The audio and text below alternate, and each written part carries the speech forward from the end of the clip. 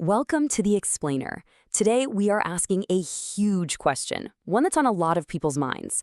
As artificial intelligence gets better and better, what on earth happens to our schools? We're about to dive into an analysis that doesn't just tweak the system, it completely rethinks what knowledge even is. All right, no easing into this one. Let's just jump right in with the question that's really at the heart of this whole debate. I mean, if an AI can teach facts and skills better, faster, and more personally than a human can, then what's the point of a teacher? Seriously. So to even begin to answer that, we have to get a handle on the real scale of this challenge. And let me be clear, this is not some sci-fi far-off future problem. The disruption is happening right now. Yeah, we're not talking about that clunky educational software from, the 90s. We are talking about incredibly sophisticated tools like Conmigo and ChatGPT. These things are quickly moving past being simple study aids and are becoming these powerful, personalized tutors for every single student. And this right here, this visual just lays it all out, doesn't it? This is the core of AI's massive advantage. You can have the best human teacher in the world, but they're still managing a classroom of 20, maybe 30 kids. An AI tutor, it's a one-to-one ratio every time, giving instant, customized feedback that's just physically impossible for a person to do at scale. And look, this isn't just theory. The source we're looking at points to real places, like alpha schools, where just 2 hours a day with AI tutors is apparently leading to huge jumps in math and reading scores. So here's the thing we have to accept. On the metrics we currently use, AI is already winning. And that leads us to the real fundamental vulnerability here. And you might be surprised to hear, it's not the technology itself. Nope. It's the system that the technology is tearing apart. You see, for decades now, education has been narrowing its focus, getting completely obsessed with standardized tests, with quantifiable results, with anything that's easy to measure. And the great irony is that this obsession with what's easy to measure has made the whole system incredibly easy for AI to copy and, maybe even replace. The source shares this really telling personal story from back when they were in teacher training. When they were discussing these big philosophical ideas, the first question from other student teachers was always this: what does this have to do with my classroom? It just shows this mindset that's been trained to see teaching not as this grand intellectual journey, but as just efficiently delivering pre-approved content. And this way of thinking leads to something the author calls mechanistic pedagogy. Now, that's a fancy term, but the idea is simple. It's when teaching becomes like an assembly line, right? It's just designed to crank out a specific, standardized product, which is usually a test score. And what's better at running an efficient assembly line than a machine? Okay, so if trying to compete with AI at its own game, at being an efficient machine is a losing battle, then what do we do? Well, the answer isn't about becoming a better machine. It's about changing the game completely by redefining what it even means to know something. All right, let's break this down because this is really the key. Drawing on the work of cognitive scientist John Vervaeke, there are 4 different ways of knowing. Now, our schools have almost exclusively focused on the top 2. First, there's propositional knowing, which is knowing that something is true, facts, dates, concepts. And then there's procedural knowing, which is knowing how to do something, like solving a math problem. And this is where it all clicks into place.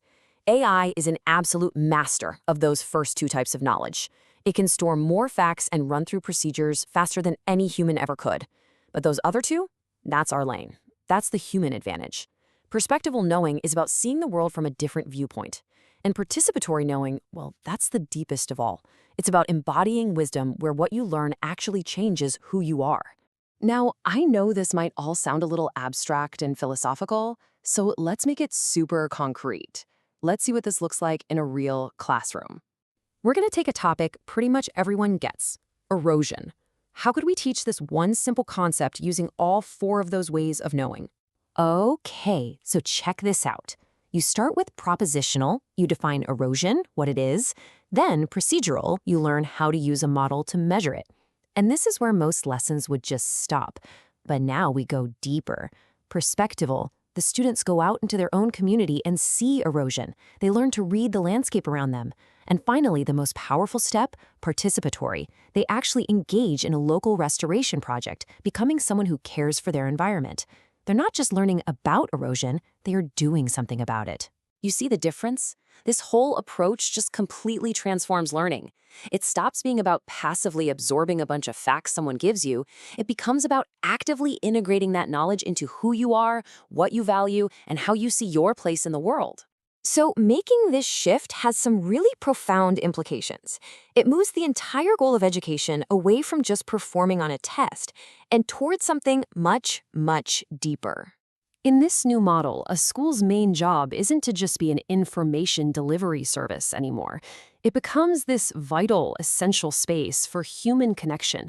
It's a place to argue and debate, to collaborate on hard problems, and to figure out, together, what is actually worth knowing in the first place. And AI cannot replicate that. No way. The source brings in this really beautiful quote from Mina Salami that just captures this idea perfectly. Knowledge isn't just something that one person collects by themselves. It's a collective force, right? Like all these little streams coming together to form a powerful river. This shared journey toward finding meaning that's uniquely human. And you know what? This whole idea is actually backed up by neuroscience. A researcher named Mary Helen Immordino Young calls it transcendent thinking. It's that mental leap beyond just memorizing facts to really engaging with ideas that shape who we are, what our purpose is, and her work shows this isn't just a nice to have.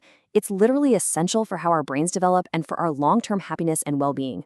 So, if we pull all of these different threads together, we land on this fundamental, radical shift in how we think about the purpose of school. The goal is not just to perform, it is to participate. It's about preparing students to participate meaningfully in their communities, in their democracy, in their own lives. And that really brings us to the single most important takeaway of this whole explainer. In this new age of AI, what matters most is not only what you know, but who you are becoming through the process of knowing it. So we'll leave you with this question to think about. We know AI can handle the facts and the procedures. The real challenge for all of us, for teachers, for parents, for students, is how do we build schools that cultivate what AI can't even touch, our perspective, our wisdom, and our shared sense of what it means to be human?